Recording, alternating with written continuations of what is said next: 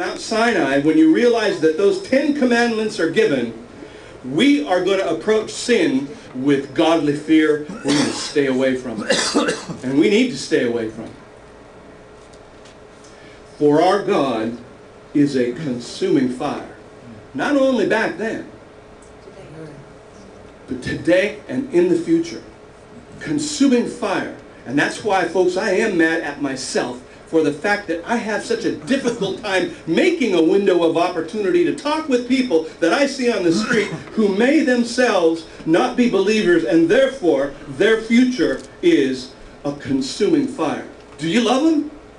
We're supposed to. Do you love them? Really? Answer in your heart. No, you don't, because you don't say anything. Why? Because you're afraid. But don't you realize being afraid is perfect?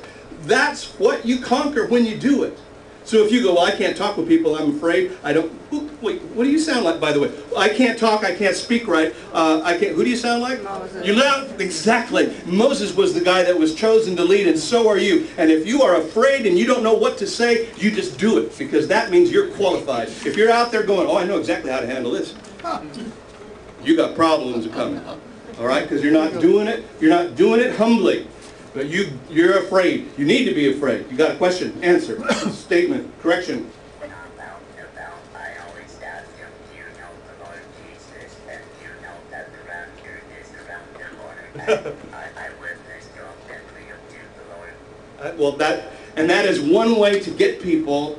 There is a way where you have to turn a conversation to spiritual things. And one way she has. She talks about, do you know the Lord? Do you know the rapture's coming? And people will usually go, what's a rapture? But that's one way. We're going to talk about many ways here today. All right, let's go on. So we're talking about two mountains. Mount Sinai. It was touchable. Now that's interesting. They said don't touch it. I mean, that was the rule, but they said don't touch it because it was touchable. But when we look at Mount Zion, we look at our kingdom today. Is it touchable? When Jesus told us about the kingdom, well, it's not like it's here or there or that you go. This isn't a touchable kingdom.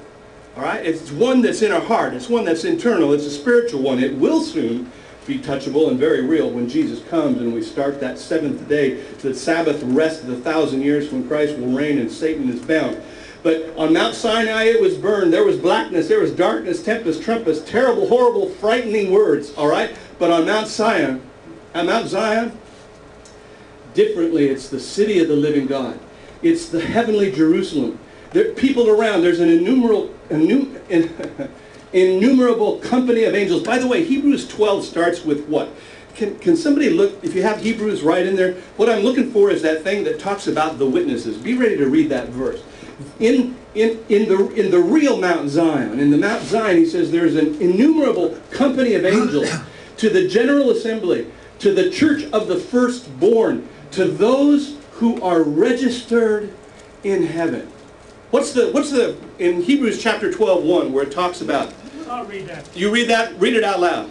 Therefore, since we are surrounded by such a great cloud of witnesses, let us throw off everything that hinders and the sin that so easily entangles, and let us run with perseverance the race marked out for us. Awesome. That is exactly right, because look at who is there.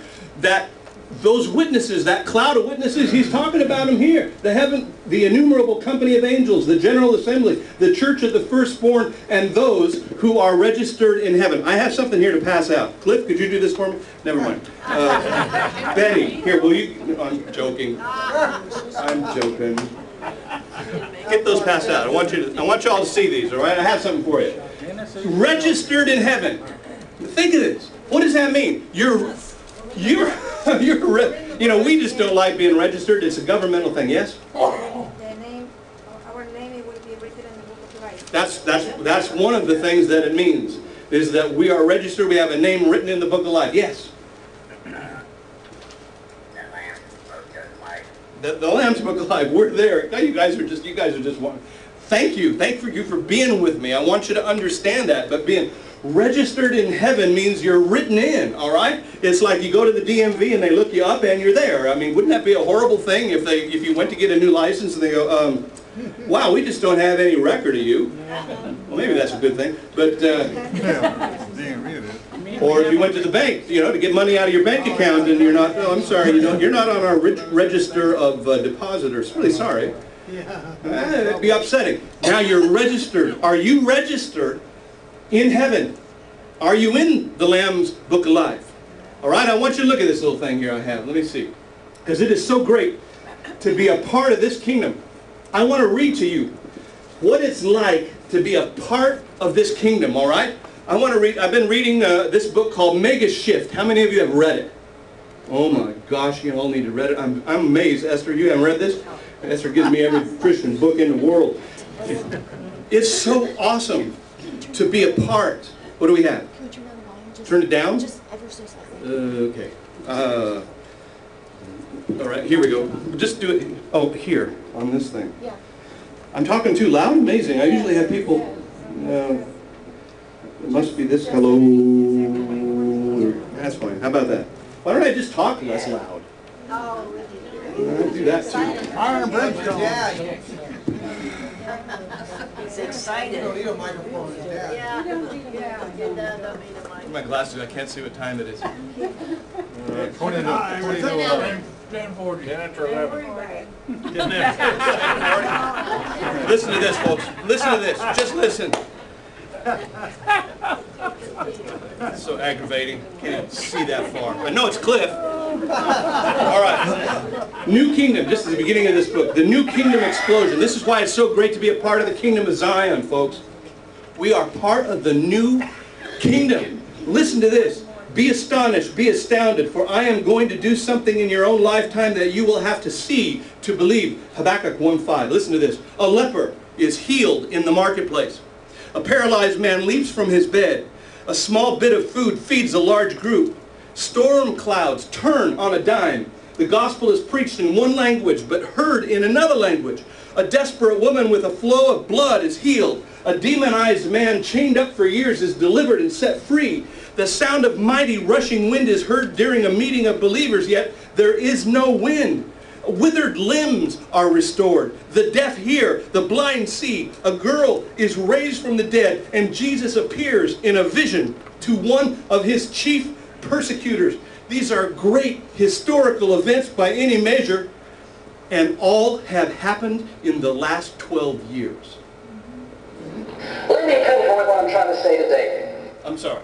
That wasn't supposed to come on yet. So I just got so excited I squeezed it, all right? I got these things to read. They've all happened in the last 12 years. Do you see that?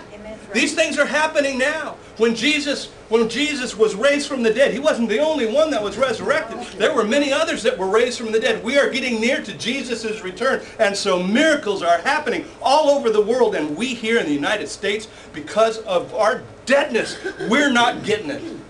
And he talks about megashift. He talks about the fact that, you know, in North America and Europe, Christianity has only grown about the same rate of the population. But you go to Asia, you go to the other countries, and Christianity is outpacing every other religion. Don't worry about the Muslims. It's going to die. It's going to die. It's not truth. And truth is going to defeat the lies. All right, don't worry about that. Here we go. Listen to these stories, a couple of these stories. Okay. How about this? Oh, I love this one. This is like my favorite. Here it is right here. I have a good friend named Barclay Tate who sells vacation real estate in Niceville, Florida. Yes, it's called Niceville. Back in 1977, he was a 36-year-old Florida basketball coach. That summer, he decided to hitchhike to a Christian conference in Front Royal, Virginia. Arriving 4 days early, he went to a nearby forest and pitched his tent by a stream. On the last day, a tall, thin hiker with a notebook under his arm suddenly appeared, startling him as he read his Bible. And they introduced themselves, and Barclay explained his presence out there in the forest. I came here to fast and meditate. Well, the hiker, whose name was Dave, replied, well, I am an intercessor. What would you like me to pray for? Feeling somewhat overwhelmed, Barclay said, well, frankly, I'd like prayer for a wife, one that God would choose for me. Well, it was a very brief conversation. The man wrote the request in his notebook, promised to pray, and walked on.